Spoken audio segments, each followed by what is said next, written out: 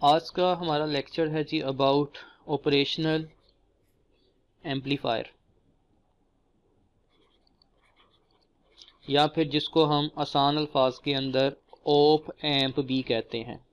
ठीक है, OP for operational and amp for amplifier.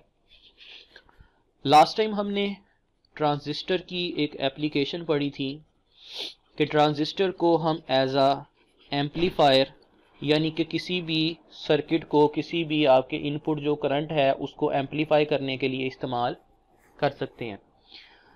अब ट्रांजिस्टर से अगर आप किसी भी एम्पलीफायर को बनाएंगे तो उसका सर्किट जो है वो काफ़ी ज़्यादा बड़ा बनता है, यानी कि उसके अंदर आपने काफ़ी ज़्यादा कंपोनेंट्स इस्तेमाल किए हैं, रजिस्टर भी इस्तेमाल किया है और भी वायर्स वगैरह यूज़ किए हैं, तो वो आपका बल्क के अंदर जो है वो काफ़ी बड़ा जो है वो सर्किट बन जाता है। अगर आप उसी को ही एक छोटे लेवल के ऊपर लेके जाना चाह रहे हैं तो आप जो है वो एक टेक्नोलॉजी का इस्तेमाल करते हैं जिसको हम कहते हैं इंटीग्रेटेड सर्किट्स। वो जो इंटीग्रेटेड सर्किट्स हैं यानी कि आईसीज हैं, उसको हम सिलिकॉन की मदद से बनाते हैं या किसी भी सेमीकंडक्टर मटेरियल से बनाते हैं। और इसके बारे में आपको मैंने लास्ट टाइम भी बताया था कि ये कम जगह घेरते हुए वही वाला काम जो है वो कर सकते हैं। मतलब हम एम्पलीफायर का सर्किट ही डिज़ाइन करेंगे, लेकिन इसके अंदर जो है वो हम डिस्क्रीट कंपोनेंट्स यानी कि अलग अलग कंपोनेंट्स की बजाय छोटे कंपोनेंट्स जो है वो इस्तेमाल करते हैं और इनको एक आईसी के अंदर जो है यानी कि कंप्यूटर की जो चिप होती है उसके अंदर जो है वो हम बंद कर देते हैं। इसके अंदर से ऐसे डिफरेंट पिन्स निकली होती हैं जिनको हम कनेक्शंस के लिए इस्तेमाल कर सकते हैं। तो ये जो आपके पास रिजल्टिंग आईसी आएगा या कंप्यूटर की चिप आएगी, इसको हम कहते हैं ऑपरेशनल एम्पलीफायर। इसको ऑपरेशनल एम्पलीफायर इसलिए कहा जाता है क्योंकि इसकी मदद से हम मैथमेटिकल ऑपरेशन जो है ये परफॉर्म कर सकते हैं। मतलब एडिशन का, सब्ट्रैक्शन वगैरह का, ये जो अगर आप किसी भी तरह का मैथमेटिकल ऑपरेशन जो है वो परफॉर्म करना चाह रहे हैं तो उसके लिए आप ऑपरेशनल एम्पलीफायर का इस्तेमाल कर सकते हैं। तो हम देखते हैं कि इस ऑपरेशनल एम्पलीफायर का जो स्ट्रक्चर है वो किस तरह का होता है और उसके बाद हम ये देखेंगे कि इसके अंदर जो है वो कैसे आप इसको जो है वो इसका सिंबल है और किस तरह से हम इसको इस्तेमाल कर सकते हैं। ये फर्ज करें जी हमारे पास एक चिप है जिसको हम आईसी कहते हैं और इसके अंदर से जो ऑपरेशनल एम्पलीफायर है इसके अंदर से चार जो है वो मेटल की पिन्स निकली होती हैं जिनको हम कनेक्शन पिन्स कहते हैं। और यहाँ पे आपको जो है वो इसका नाम लिखा हुआ नजर आ रहा होगा IC741। मतलब ये इसका आईडी होता है जिसकी मदद से जो है वो हम इसको डिटेक्ट कर सकते हैं कि ये कौन। तो इस आईडी की मदद से आप पहचान सकते हैं कि ये कौन सा जो है वो आपके पास एम्पलीफायर है या किस सीरीज का है या किस टेक्नोलॉजी का है। यहाँ पे करके एक निशान लगा होता है, उस निशान का मतलब है कि यहाँ से जो है वो हम इसकी फर्स्ट वाली पिन जो है वो स्टार्ट करेंगे। तो इनकी नंबरिंग होती है 1 2 3 4 5 6 7 एंड 8। मतलब आपको इसका एक चार्ट मिलेगा, उसमें आपको बताया जाएगा कि फर्स्ट वाली पिन किस लिए इस्तेमाल होती है, सेकंड वाली किस लिए इस्तेमाल होती है। तो ये आपकी जो है वो इसकी ब्लॉक डायग्राम है। अगर हम इसका सिंबल ड्रा करना चाहें तो हम इसका सिंबल भी ड्रा कर सकते हैं। ऐसे जो है वो आपके पास एक ऑपरेशनल एम्पलीफायर का सिंबल होता है। इसकी दो इनपुट्स होती हैं और एक इसकी आउटपुट होती है। इन दोनों इनपुट्स में से एक जो है इसको हम कहते हैं इन्वर्टिंग इनपुट, जिसको आमतौर पे माइनस के निशान के साथ शो किया जाता है, और दूसरी होती है जिसको हम कहते हैं नॉन इन्वर्टिंग इनपुट, जिसको प्लस के निशान के साथ शो किया जाता है, और एक ही इसके अंदर जो है वो आउटपुट होती है। तो ये इसकी जो है वो सिंबॉलिक रिप्रेजेंटेशन है। आमतौर पे कुछ जगहों पे यहाँ पे भी दो जो है वो आपको निशान नजर आ रहे होंगे, ये प्लस वीसीसी और माइनस वीसीसी के लिए होता है। मतलब इस ऑपरेशनल एम्पलीफायर को खुद चलने के लिए भी कुछ वोल्टेज चाहिए होते हैं, तो इसको हम प्लस और माइनस दो जो है वो यहाँ पे देते हैं, यानी कि पॉजिटिव वाला हम यहाँ पे देंगे और नेगेटिव वाला यहाँ पे देंगे।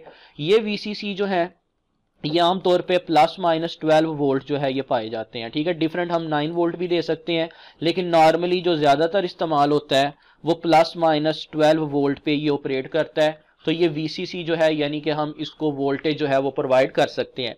VCC इसका नाम जो है वो वैसे ही रखा गया है, इसमें कोई CC जो है वो उसका कोई जरूरी नहीं है कि सिंबल हो या इसका कोई एब्रीवेशन हो। हमने उस बैटरी का जस्ट नाम रखा है VCC। तो ये प्लस VCC है और यहाँ पे आपके पास माइनस VCC है। अब देखें इसके जो दो टर्मिनल्स हैं, एक इन्वर्टिंग और दूसरा नॉन इन्वर्टिंग। इन दोनों को अगर हम डिटेल में देखें तो ये कुछ इस तरह से है कि पहला जो आपके पास इनपुट टर्मिनल है ये इन्वर्टिंग है। इन्वर्टिंग का मतलब ये है कि जो सिग्नल हम इन्वर्टिंग टर्मिनल पे देंगे आउटपुट के ऊपर ये आपको एम्पलीफाई किया हुआ तो मिलेगा, लेकिन साथ साथ इसमें 180 डिग्री का फेज शिफ्ट भी पाया जाएगा।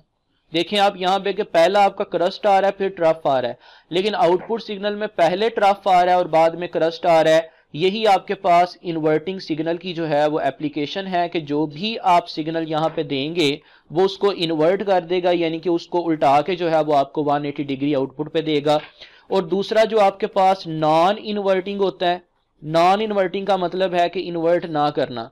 इसमें जो भी सिग्नल आप इसको इनपुट पे देंगे वो आपको आउटपुट पे जो है वो एम्पलीफाई किया हुआ सिर्फ मिलेगा, उसमें किसी भी तरह का कोई फेज शिफ्ट नहीं होगा। हम कहेंगे कि इसमें 0 डिग्री का फेज शिफ्ट जो है ये पाया जा रहा है। ठीक है, तो ये आपके पास जो है ये दो इसके इनपुट टर्मिनल्स होते हैं, एक इन्वर्टिंग और दूसरा नॉन इन्वर्टिंग।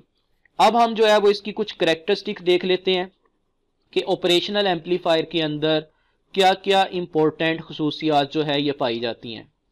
पहली इसके अंदर जो करैक्टरिस्टिक है वो ये है कि इसकी जो इनपुट रेजिस्टेंस है वो इसकी पहली जो है वो करैक्टरिस्टिक है, और इसकी इनपुट रेजिस्टेंस के बारे में हम देखते हैं कि ये कैसी होनी चाहिए।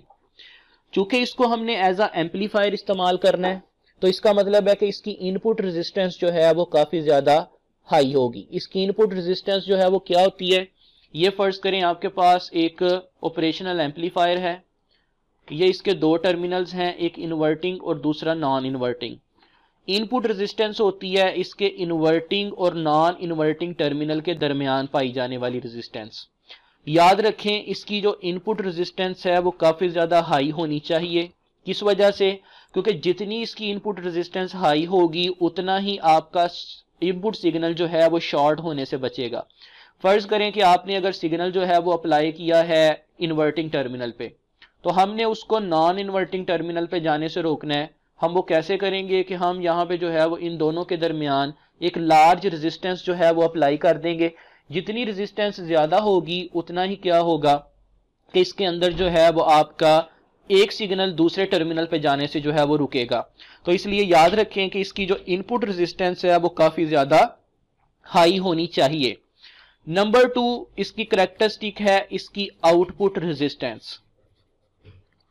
सबसे पहले ये देखते हैं कि आउटपुट रेजिस्टेंस होती क्या है। ये फर्ज करें जी आपके पास एक ऑपरेशनल एम्पलीफायर है, ये इसकी दो इनपुट्स हैं और ये आपके पास आउटपुट है। इसकी आउटपुट यानी कि वी आउट और इसकी जो ग्राउंड टर्मिनल है उसके दरमियान जो रेजिस्टेंस पाई जाती है उसको हम कहते हैं इसकी आउटपुट रेजिस्टेंस। ठीक है, आउटपुट रेजिस्टेंस क्या होती है, इसका जो आउटपुट वोल्टेज है यानी कि आउटपुट टर्मिनल है और जो ग्राउंड टर्मिनल है इन दोनों के दरमियान जो रेजिस्टेंस पाई जाएगी उसको हम आउटपुट कहेंगे। याद रखें इसकी आउटपुट रेजिस्टेंस जो है वो काफी ज्यादा लो होनी चाहिए, क्योंकि हमने इसको एज अ एम्पलीफायर इस्तेमाल करना है और एम्पलीफायर का काम होता है इनपुट सिग्नल को एम्पलीफाई करके यानी कि मैग्नीट्यूड उसका बढ़ा के जो है वो आपको आउटपुट पे देना। अगर फर्ज करें कि इसकी आउटपुट रेजिस्टेंस हाई होगी तो आपकी रेजिस्टेंस ज्यादा होने की वजह से सिग्नल आपका कम हो जाएगा, करंट कम हो जाएगा, जिसकी वजह से आप आउटपुट सिग्नल को एम्पलीफाई नहीं कर सकेंगे। इसीलिए याद रखें कि इसकी जो आउटपुट रेजिस्टेंस है वो क्या होनी चाहिए, सबसे ज्यादा होनी चाहिए, कम होनी चाहिए। इनपुट रेजिस्टेंस हाई होनी चाहिए और आउटपुट रेजिस्टेंस लो होनी चाहिए। और तीसरी और आखिरी इसकी जो करैक्टरिस्टिक है वो है इसका open loop gain. Open loop gain क्या होता है, ये फर्ज करें जी आपके पास इसके दो इनपुट टर्मिनल्स आ गए और ये आउटपुट टर्मिनल आ गया, ये इन्वर्टिंग है और ये वाला नॉन इन्वर्टिंग है और ये आउटपुट है। इसके आउटपुट टर्मिनल और ग्राउंड के दरमियान जो गेन है वो आपका काफी ज्यादा हाई होना चाहिए, क्योंकि गेन का मतलब होता है कि इसने आउटपुट के लिहाज से, आउटपुट पे इनपुट के लिहाज से कितना ज्यादा जो है वो उस सिग्नल को बढ़ाया। इसको हम ए से शो करते हैं नॉर्मली, जी से भी शो कर सकते हैं, और ओ एल का मतलब है ओपन लूप।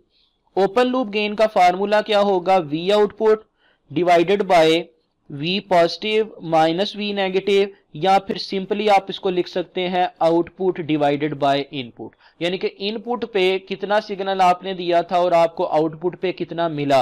आमतौर पे हर दफा आउटपुट पे सिग्नल चूंकि ज्यादा होता है, इसलिए इसका ओपन लूप गेन जो है ये भी काफी ज्यादा होगा, यानी कि इसका ओपन लूप गेन जो है ये तकरीबन जो है वो अगर आप देखना चाहें तो ये 10⁵ के ऑर्डर में पाया जाता है। 10⁵ का मतलब ये है कि 1,00,000 गुना जो है वो सिग्नल को ज्यादा किया जा सकता है।